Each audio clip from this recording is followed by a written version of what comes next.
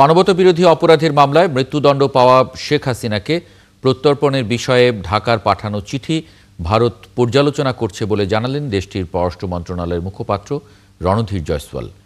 বুধবার সন্ধ্যায় এক প্রেস ব্রিফিংয়ে তিনি এই তথ্য জানান। জয়সওয়াল বলেন, বাংলাদেশের সাবেক প্রধানমন্ত্রী শেখ হাসিনাকে প্রত্যর্পণের জন্য বাংলাদেশের কাছ থেকে চিঠির মাধ্যমে নতুন করে একটি অনুরোধ এসেছে।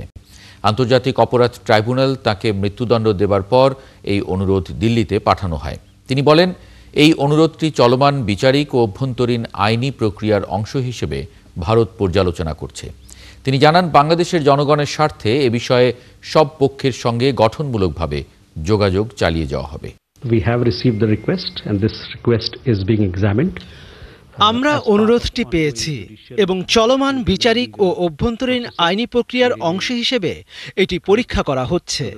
আমরা বাংলাদেশের জনগণের সর্বোত্তম স্বার্থে, বিশেষ করে শান্তি, গণতন্ত্র, অন্তর্ভুক্তি ও স্থিতিশীলতার প্রতি অঙ্গীকারবদ্ধ এবং এ বিষয়ে সব পক্ষের সঙ্গে গঠনমূলকভাবে যোগাযোগ চালিয়ে যাওয়া হবে। To engage constructively in this regard with all stakeholders.